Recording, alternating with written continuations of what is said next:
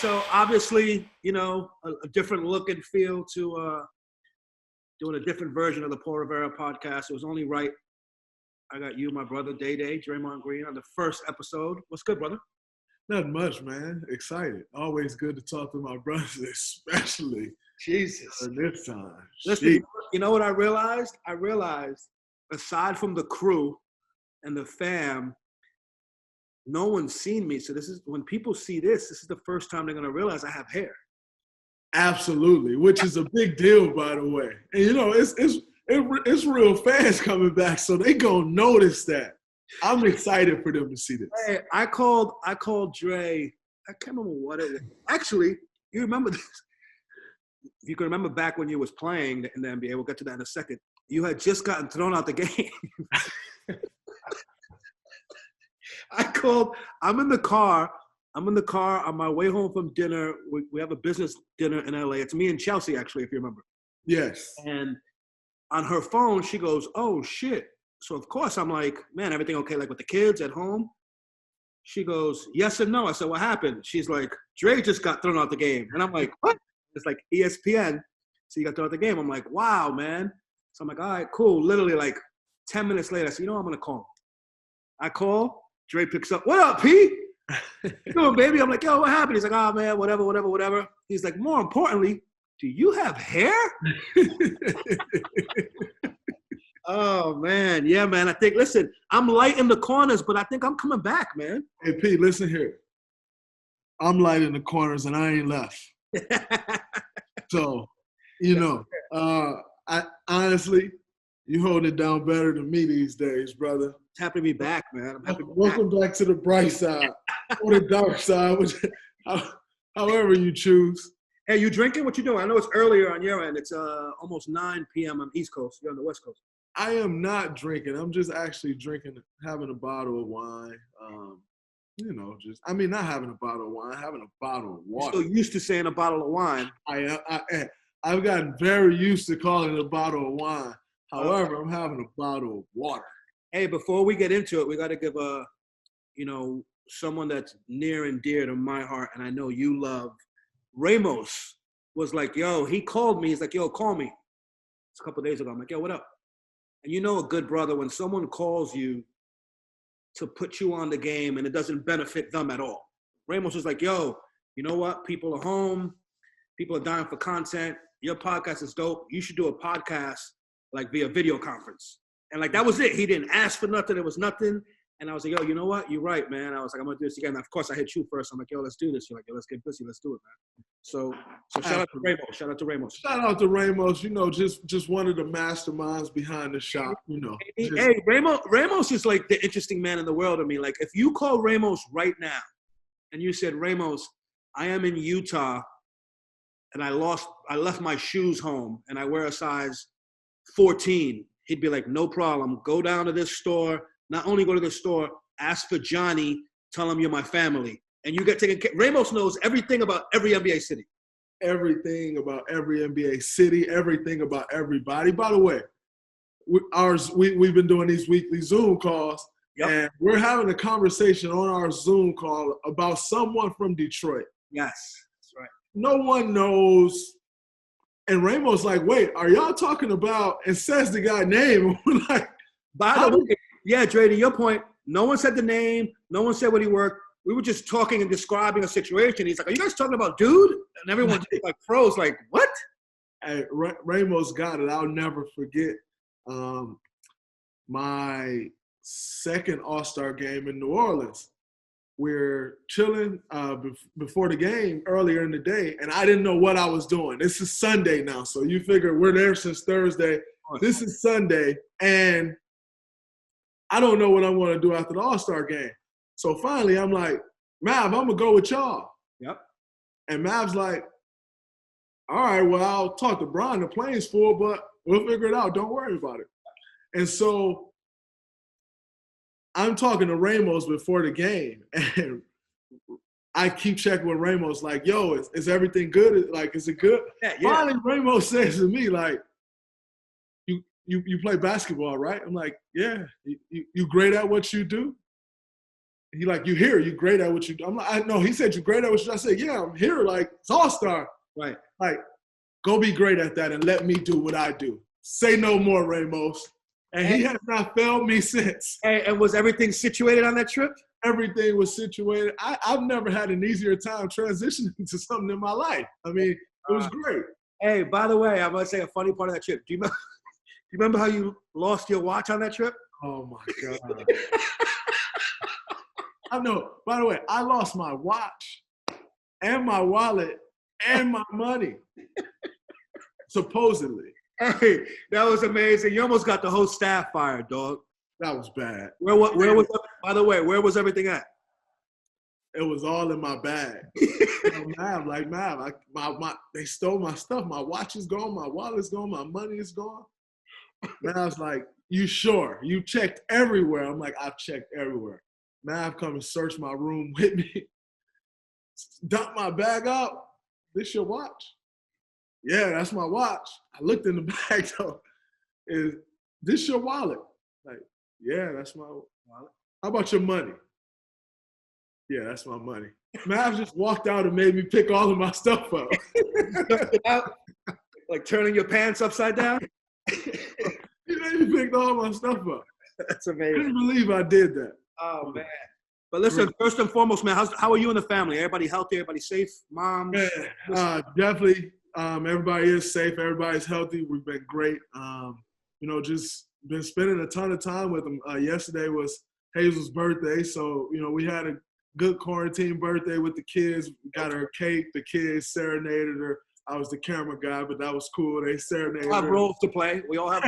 Absolutely. They sung happy birthday. And, I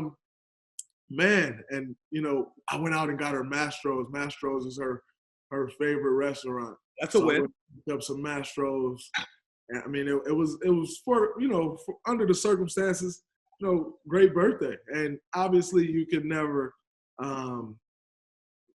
really make up for spending time with family, So, through all of this, as tough as this has been on everybody, including us, it's been cool for me to just see a different side and actually being home all the time.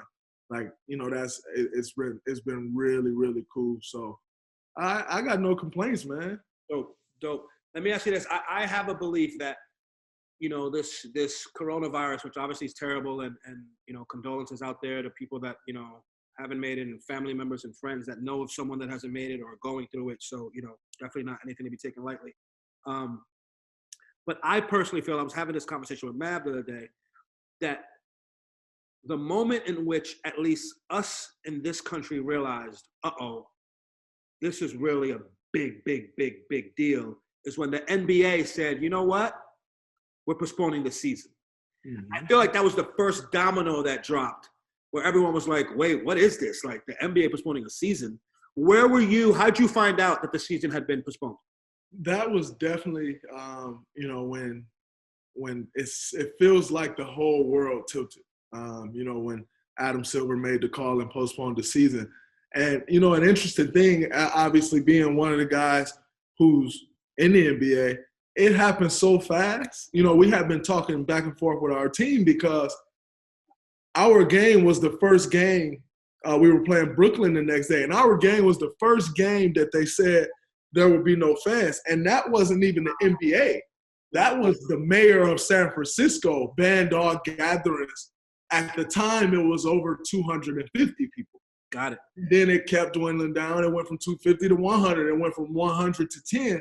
But it was all, the mayor had stopped it. And so what was that like, Dre? Like when the team communicated to you guys, hey, we're going to play without fans. Like, how'd they tell the team, and what was your initial reaction? So we had a meeting, team meeting with all the coaches, with President Rick Welts, and also our president, Bob Myers. And they were telling us, like, hey, this is kind of out of our control. This is more of a league thing, but this is what we got. And, I mean, tomorrow's game is just going to be without fans. Wow. And so it was just kind of like, all right, well, I guess we're going to see how this goes. And we were supposed to play that Thursday against Brooklyn, if I'm not mistaken. And I think the season, no fans. Yes, and I think the season got canceled on a Wednesday. Yep. And so we're like, all right, great. So I'm sitting at home on my couch watching the games from the night before, and it pops up watching the games the night before, and it pops up on the screen, NBA season has been suspended. That's how fast it happened. You found out watching TV. I found out watching TV. No one knew what was going on, P. I didn't get by the way, you think right immediately after that you get a text or a call from the team. No, I didn't get a call from the team or a text for at least hours because no one knew what was going on. Wow. And so it happened so fast. And, that's also a credit to Adam. Like, things does happen fast, but he's not afraid to make fast, tough decisions. And that's been his MO since I can remember. I remember Adam's first season was the year that the Donald Sterling thing happened. And I remember that like it was yesterday because I was actually playing in that game against the Clippers when that happened. And so I remember that vividly. And it was a lot of pressure on Adam to, hey, like, what are you going to do? And he made the call, like, we're banning him from the NBA. He forced to sell. Yep. That's been his MO from the very beginning. And, that continues to be his MO. And once again, it was a great call. Yeah, I think he was, he's shown leadership. He made a call that at the time wasn't a popular one probably, but I'm sure will go down in history as, one of the better, if not the best call ever made by a sports, commissioner. So what is your first reaction? Like you see the ticker, you're like, what the fuck? Are you texting Bob, your GM? Are you like, are you just as mind fucked as the rest of us, as I was? By the way, I was on a plane watching TV, flying from LA to New York, and it pops up. I can't talk to anyone. I'm hitting everyone on text. I hit Rich Paul immediately. Yo, what's up? And he's like, I'm trying to find out right now. Like, what was your initial reaction? I didn't hit anyone. I was just sitting there stunned, like, wait, what? So then everyone starts blowing my phone up. So at that point, I don't even get a chance to hit anyone from the team. Everyone starts blowing my phone up. I'm constantly answering calls like, yo, I know it's just as much as you know. I don't know anything. What you just read on TV is the same exact thing I just read on TV. I have nothing else for you. The last thing that I can tell you is that we were supposed to play tomorrow with no fans. That's it. That's all I got. I don't have anything about this season being suspended. Is it canceled? I don't know. I just read the same thing. And it was like that for hours, though. It wasn't, it wasn't like, oh, we got to, like, it was like that for hours because no one knew what was going on. And it's crazy because, like, you guys, the Golden State Warriors, have one of the most respected organizations and front offices in not only basketball, but all of sports. So it's not like it's like you play for some Mickey Mouse franchise that's like, yeah, you know what, that doesn't surprise me. I think everyone was, trying to figure out what's going on from a business standpoint, and then from a life standpoint, people just trying to get their shit together. Absolutely. I mean, that decision kind of affected everybody because once it happened, the writing was on the wall. Like the NBA, it's a big deal, and especially in America, but worldwide, it's a big deal. Yep. And so once that happened, the writing was on the wall, and I feel like everybody just kind of went into a panic of like, oh shit, like this is real. Yeah, I feel like it was, like I was telling Matt, like I said, I feel it was the first domino that dropped in this thing, and then you saw it right after that. It was like other sports leagues, Tom Hanks had come out an hour after that and said, hey, he has it. He caught it down in Australia, like all these things. And I feel like the world literally shifted. I think, it's the right word. So hours pass. Someone finally calls me from the team. I'm guessing it's Bob or whoever it may be. Like, what's that? Like, is it still like, yo, we're trying to figure out what's going on? Like, what's that communication? Yeah, so I spoke with Bob. He gave me a call, and he's like, man, this is crazy, right? And I'm like, yeah, what's going on? And he's like, well, the season's suspended. It's not canceled. We don't know anything. I know your next question is like your pay. We don't know anything. All we know right now is the season is suspended indefinitely. And I'm just sitting there like, wow. But I'll tell you when it really got real for me, Pete. I think every organization kind of has someone who holds it all together. Mm-hmm. That no one knows, though. Like if you think of the Golden State Warriors, like you're going to think Steph Curry, you're going to think Klay Thompson, you're going to think myself, Steve Kerr, Joe Lacob, Bob Myers, like you're going to think all these people. But aside from us, there's always someone in these organizations that when something goes on, something goes wrong, you need something, you know exactly who to call. Yep. And for our organization, we have two people like that. We have Nenea and we have Eric Hausen. Eric Hausen is he started as equipment manager. I don't even know his title now, director of something. He handles everything. And you need anything, you hit E, it's done. So Jordan Poole, I say maybe a week after all of this is going on, Jordan Poole hit me and he's like, yo, it's my young fella. He's like, yo, is there any way I can get my stuff out of the facility? I don't have an answer for him. So I immediately group text him with Eric Hausen. I'm like, E, I never put anything on rookies. And I'm like, E, is there any way I can get anything out of the facility? Because it's going to give him his answer he needs. And your point is like, I know E will figure it out. That's what he does. He'll figure it out. E texts back like, I don't know. Let me hit somebody and check. I was like, okay, well, it's E. It'll get done. No worries. E didn't text back to the next day and said, hey, fellas, I can't get in. I said, oh, yeah, this is real and it's going to last a while. Eric Hausen can't get in the facility? This is really real and this is going to last a long time. Wow. And then there was a world when I think as soon as the league was suspended, you guys could still use the facility, at least for a couple of days, right? The facility wasn't closed. Yeah, so the facility, we could use the facility. Once everything was suspended, we were still able to use the facility for like another week. Okay. And so during that week, I'm still going in, getting shots up, getting lift or whatever. And then like a couple days after that, it's like everything really started to shut down. Like all of a sudden you can't go into the facility. And then he hit me and I'm like, yeah, this is crazy. Like, yeah. Eric Hausen can't get in the facility. Yeah, when the guy that gets you answers don't have answers, then you know it's real. Like, this is really real, man. It's weird. It's like I saw it like from a distance even. Like I was in New York and even just following the Lakers, it was like, they went to the same thing you guys went, if I'm not mistaken, where it was like, season obviously postponed, but guys were still going in and getting workouts or getting treatment, putting up shots. And then I think it transitioned to they didn't want guys working out in groups. So it was like baskets, all that. So it was like, all right, like just an additional precaution. Yeah. And it was like, yeah, no. Like kind of pack your stuff like the facility's closed. Yes. And that right there was like, whoa, because I mean, if you really think about it in terms of the world itself,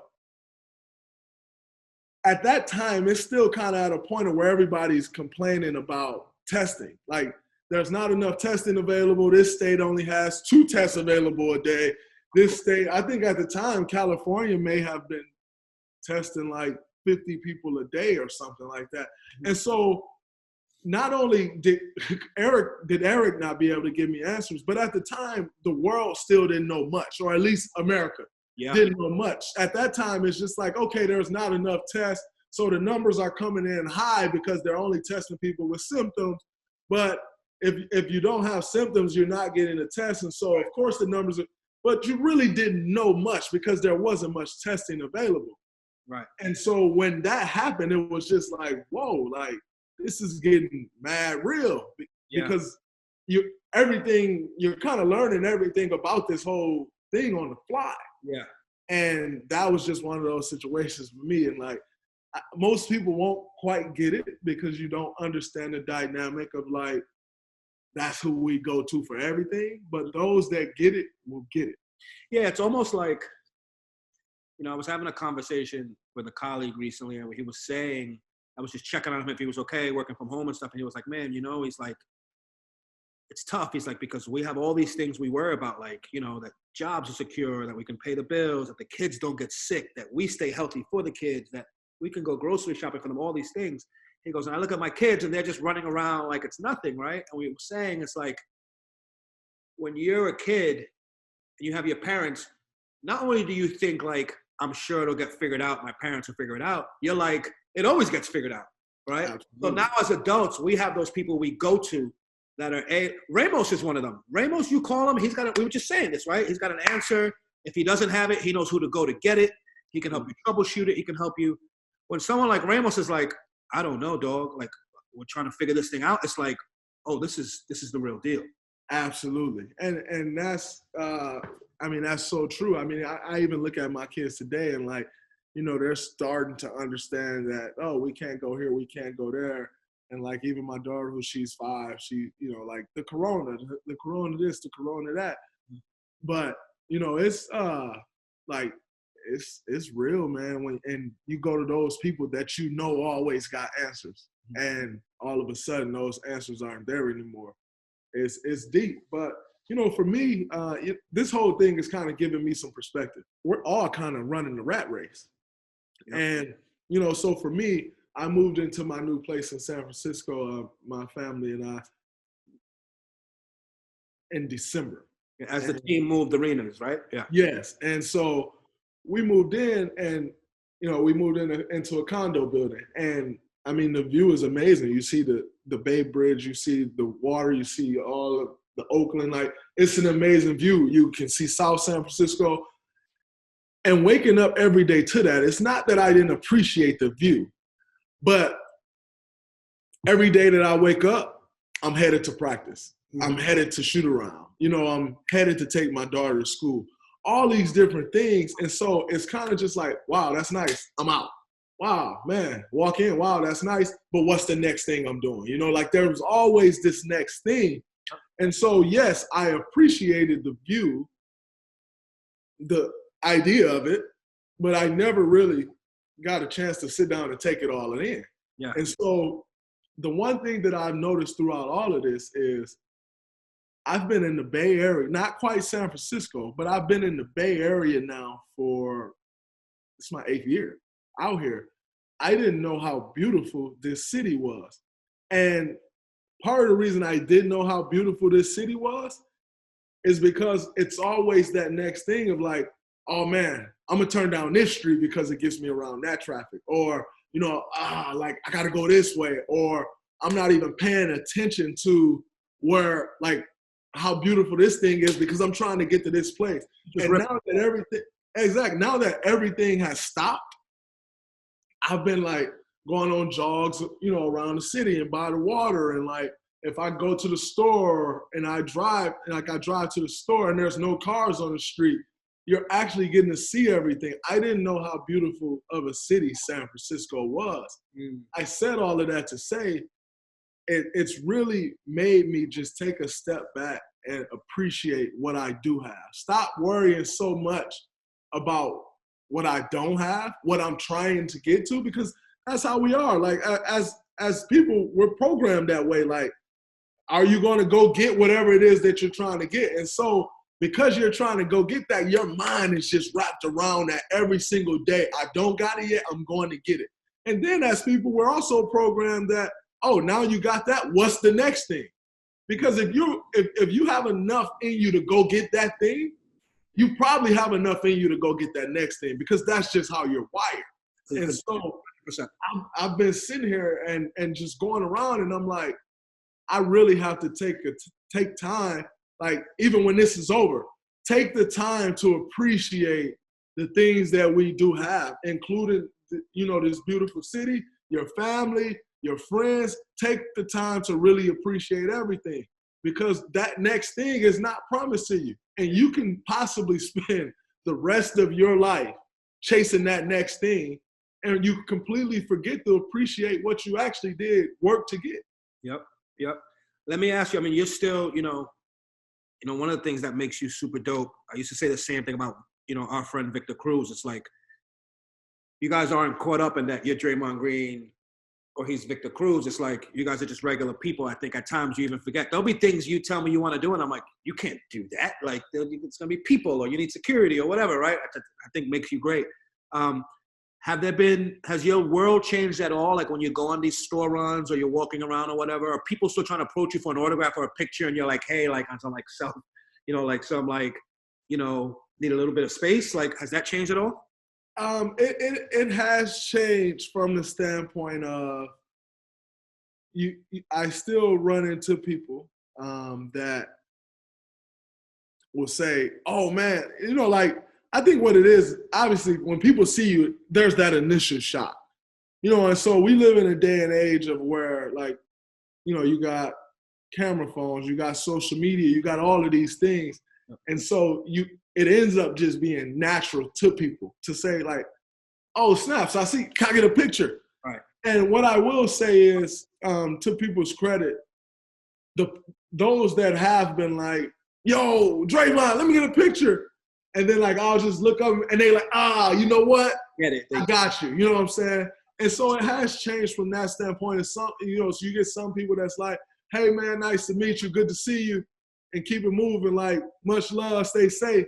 But then you still get some people that just had that natural reaction of, "Oh shit, like that's Draymond Green," and they want that picture. And then as soon as you say like, they're like, "You're right. Like, you know what? Good to see you."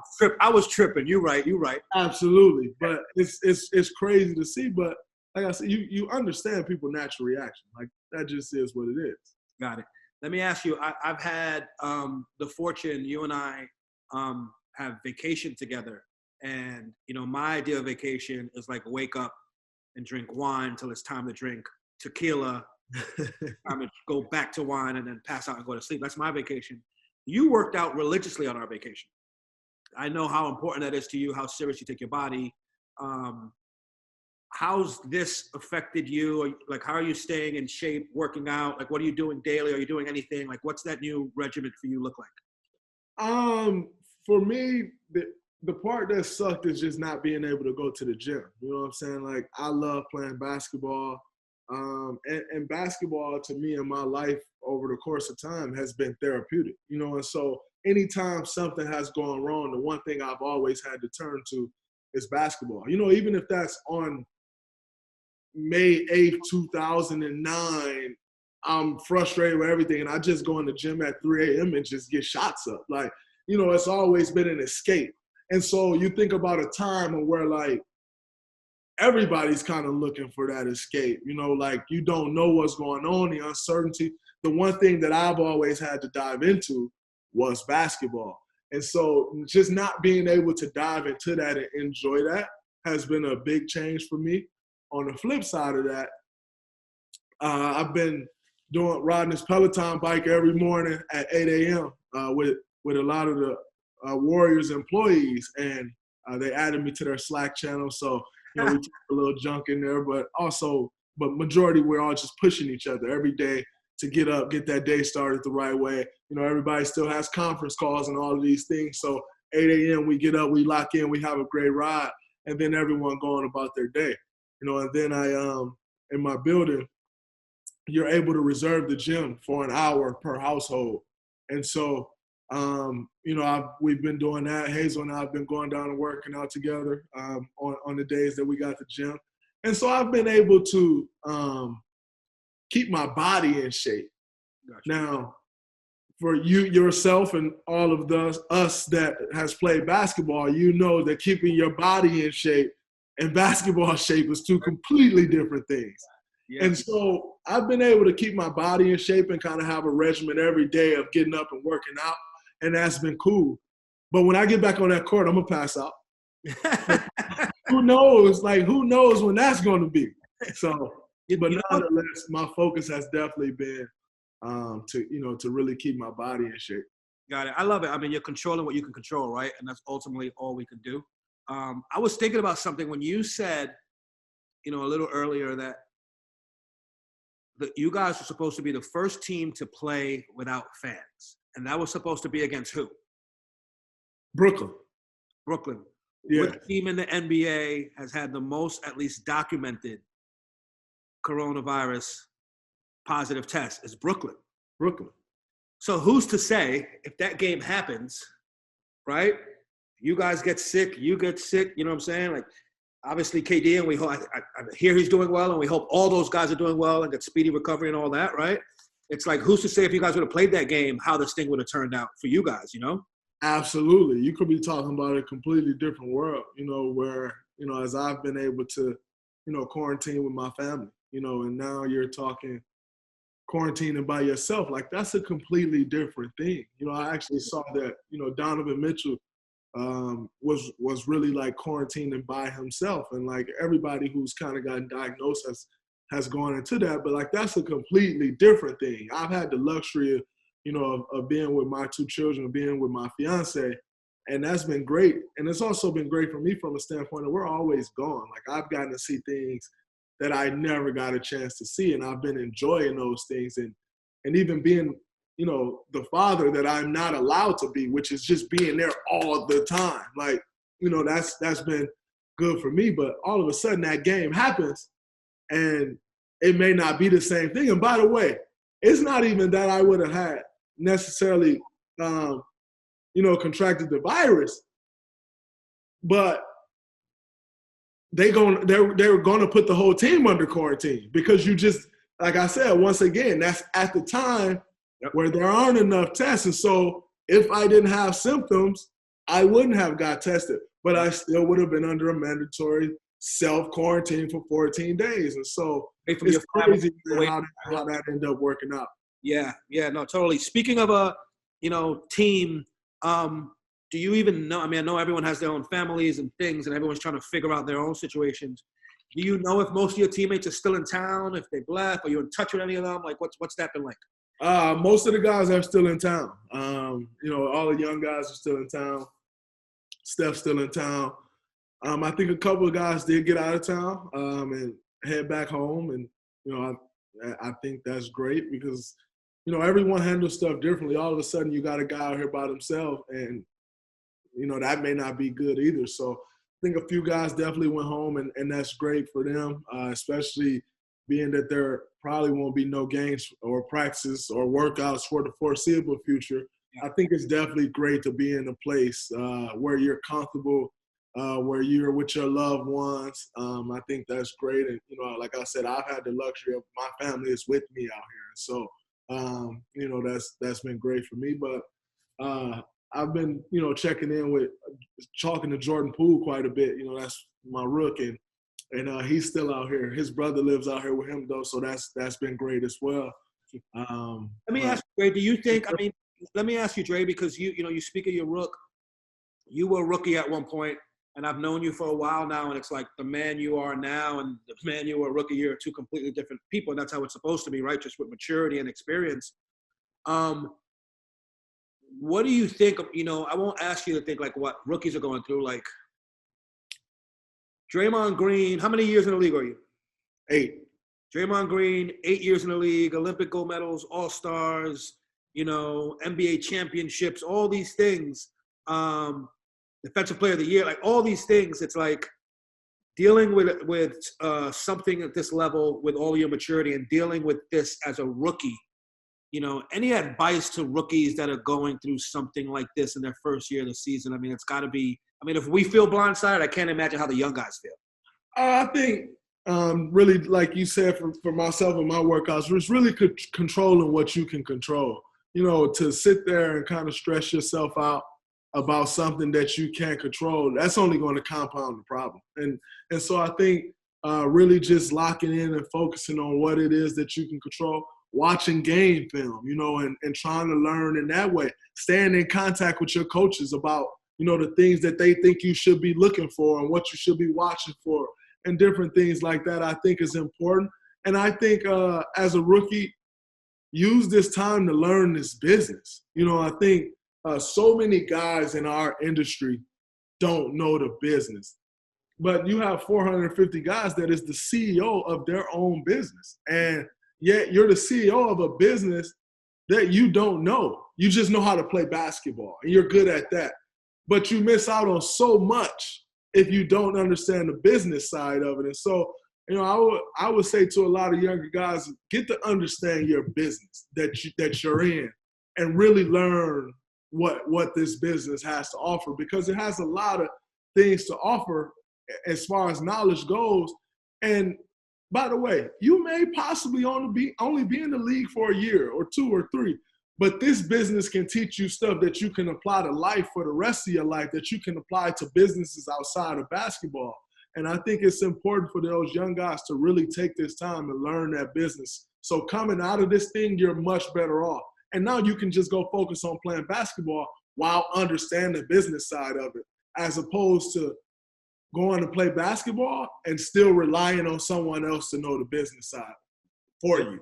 Yep. Makes perfect sense. Speaking of business, I can't help but notice that tee you have on.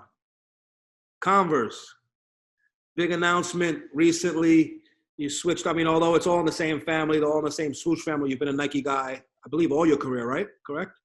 Absolutely. It's crazy because Adrian Stelly, who just took over Converse, literally just texted me. Right? Oh, really? But I've been with Nike my entire career. I made the switch, and I made the switch for a few reasons. Number one being that it's still a part of the Nike family, and being a part of the Nike family, being that since day one was extremely important to me. But then also, with Adrian Stelly taking over the business, like I've gotten to know Stells on a completely different level than most would get to know their Nike rep, and he's become a friend of mine. And I know his aspirations. He's someone who's always looking to continue to grow. And he felt like this was a huge step for him to go learn how to run a business and try to help a business take that next step.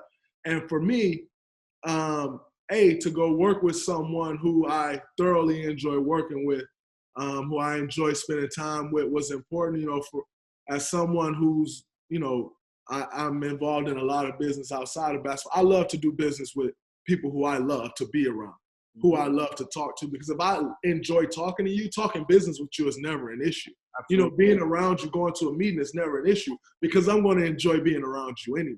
Mm-hmm. And so as opposed to doing business with someone you don't want to be around, there's so many things that can be left out because it's like, I don't want to call that person. I can skip that meeting. I don't really feel like being around them. It's like, And so that's one of the things that I've learned is so really being able to be a part of a brand and help this brand grow, was important to me. And, it's not like Converse is trying to be Nike, and that was a big thing for me. Like I've seen some shoe companies try to be Nike and it ain't worked so well. It's what I say about you guys. You're not going to out Golden State. You're not going to out Nike. It's not going to happen. And so me understanding business from a different viewpoint and knowing that I've seen several companies try to be Nike at what Nike does best. You're not going to be Nike. And so I'm a winner and I want to win in everything I do. So to go with a company and understand their vision for what they want to do and to understand that vision isn't to try to outdo Nike at what Nike does best was extremely important to me. And I'm looking to help grow this brand and take it to the next level. I love it. Let me ask you one thing that if it hasn't become obvious to people before this, hopefully this helps them. It's like, it's all relative, right? Some of us may have less money than others, more money than others. We're all really human beings. Draymond Green is just as bored at home, as the average person is bored at home. What are you doing to kill time? Like besides spending time with your family, of course, which has been amazing and you've said so. What are you doing at home to like spend your days aside from working out? Well, man, when you got a 3 and 5 year old running around, they take up a ton of that time. But Hayes and I, we've been squeezing in a few shows while they napping. What are you guys watching? We just started watching Ozark. And we are on season 1 still, episode 7, which we love to binge watch, but binge watching would probably lead us to being bad parents, which we're not trying to do. So, we've been watching that, and that's been great when we're not too worn out from the kids midday of wearing us out and putting us down for a nap as well. But I've also been catching up on a lot of business stuff. I wake up in the morning. Like I said, I do my bike ride at 8 a.m. And then I try to spend the next hour and a half on business calls and trying to do everything before they get up and get active and get going. And then, they'll wake up during that, but then, she'll hold it down while I complete those calls just to get everything out the way so I can be here, so I can be present. Yep. But, I've been doing a lot of that. I've been on my Domino app just crushing people in dominoes like I do. The rules you play, those domino rules you play, but carry the 10 or 5. What is this math? Is it domino? Man, listen, you play Puerto Rican dominoes. You don't know nothing about these real bones we play over here, and that's okay. But it's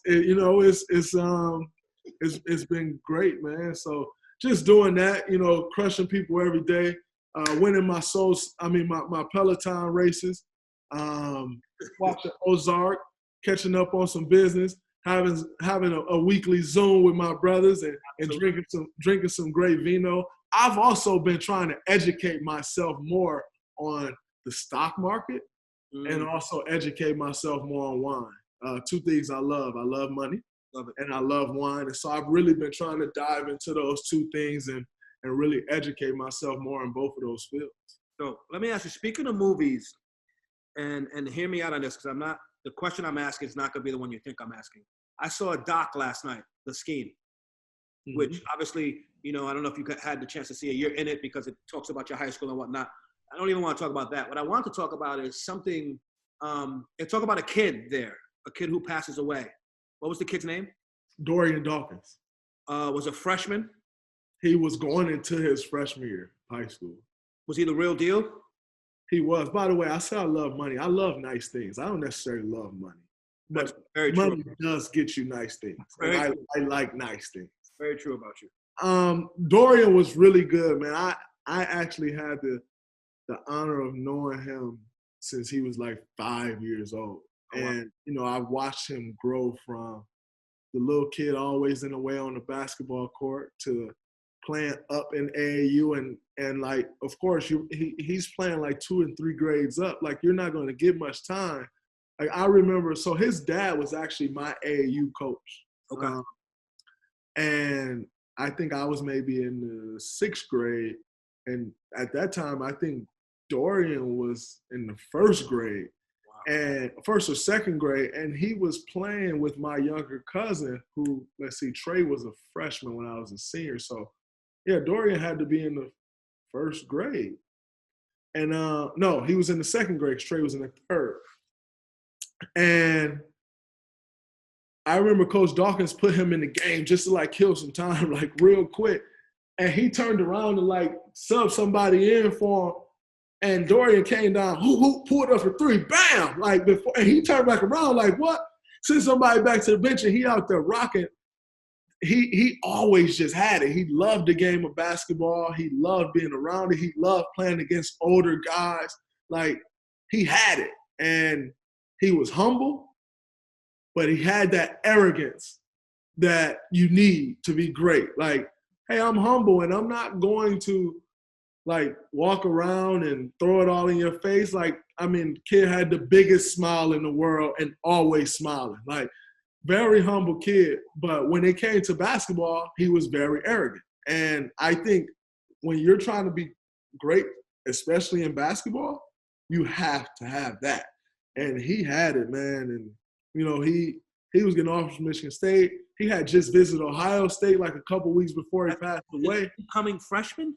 As an incoming freshman. And it's crazy because you know how I am, about Saginaw High, especially in college. I'm the same way. I was the same way about Saginaw High basketball as I am about Michigan State basketball. You know what I'm saying? I'm young in college. I may have been in my sophomore year, and he's going into his freshman year. And they were playing at the Izzo shootout. So this is summertime basketball. You're with your high school team at the Izzo shootout. And so I had went over and watched them play. And I we used to work the score clock to make extra money working Izzo's camps in the summertime. And so I left my post to go over to the gym they were playing at, and I watched them play. And when I tell you literally everybody on the team, mind you, P, this is an incoming freshman, everybody's on the team just out there watching him, watching him play. And I'm just yo, are y'all serious? You got sophomores, juniors, seniors on this. Y'all out here watching him. And he was balling. But, is anyone else going to do something? So I had just finished getting at the team one game. And then they had another game. And I had to go back to my post. I can't just leave for the entire day. I'll get Mike Garland calling my phone. I'll probably have to run the next day. So Right. I get back to my post, and then I go home.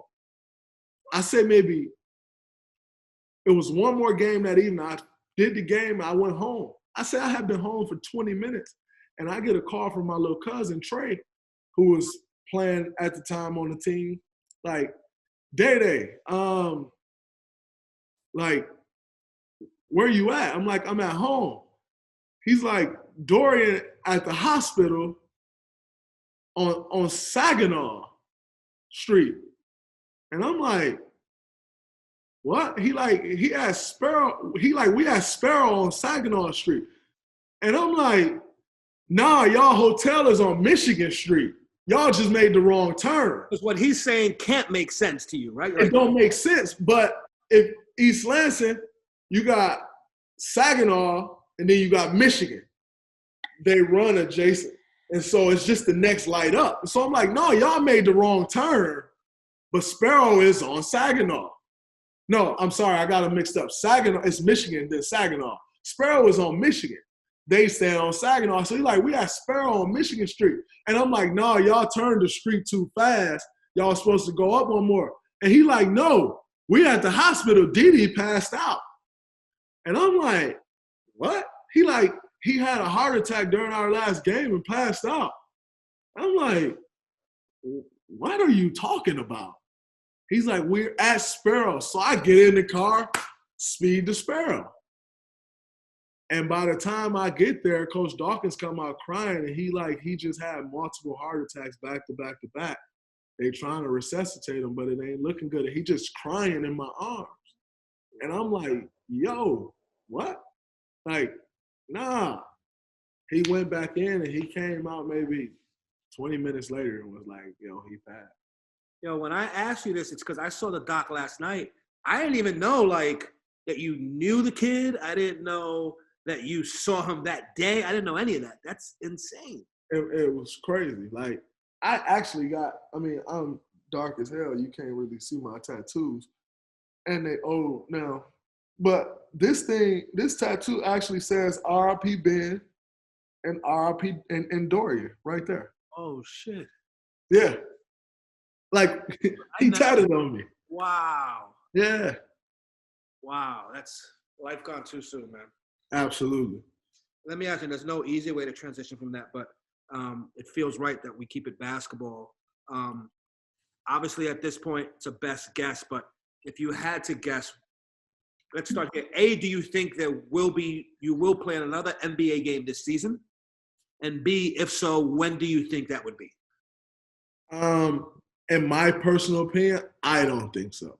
And that's just. I don't think you'll play another NBA. I don't think so. I just don't see how it's possible. You know, you had you got like out here in California or in the Bay Area, I know for sure, we just got our quarantine extended to May 1st. So you figure that's a whole nother 30 days.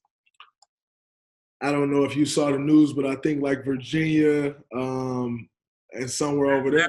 D.C., Virginia. June 10th. And so, I mean, you figure everybody is kind of pushing or saying, you know, for the season to start back in June or mid-June. But if DC, where there is a team,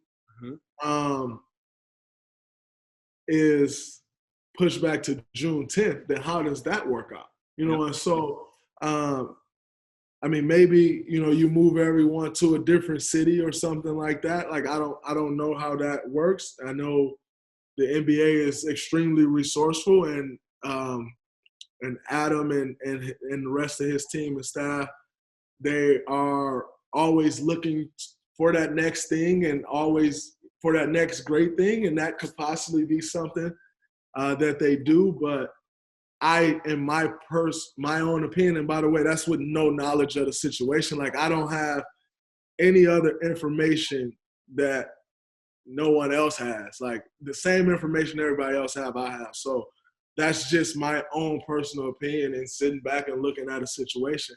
I personally don't think so, but I'm hearing that we will, and so I'm trying to do my best to stay ready for that as best as I can under the circumstances.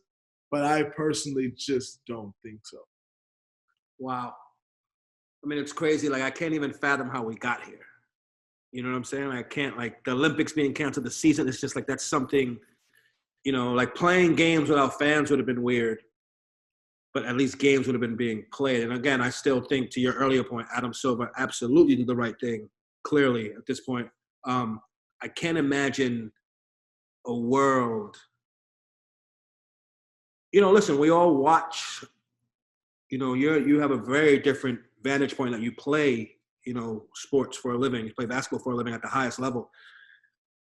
Common people, and even you when you're not playing, we watch sports as like a respite of like what's going on in life, right? It's like, man, like, you know what, this game's on at 8. I know you love basketball. You love to watch basketball just as much as anyone else. Bron was watching like the Division III NCAA tournament a couple of years ago, like the women's tournament, like any basketball. And going through something like this and not having sport to lean on has been like, it's made something so surreal beyond imagination. 100%. I can't, there's no, I don't know if you guys had it, but at least here, I believe it was the New York Post, one of the newspapers here in New York City. It said the day sports stopped. And it had all the sports logos, and it was like everything. No baseball, no basketball, no football, no soccer. You know, it's like, it just stopped. And I never thought I'd see a world where this would happen. And I think, you know, hopefully we can get this thing solved. We get people healthy. We keep people safe. We get you guys back on the court. You know, if anything, it's saving you some technical money, though. I'm sure some technical foul money. Hey, I'm 2 texts away from losing the game check, man. Speaking of which, something came out, and this is public knowledge. Something came out today, and I'll let you go after this.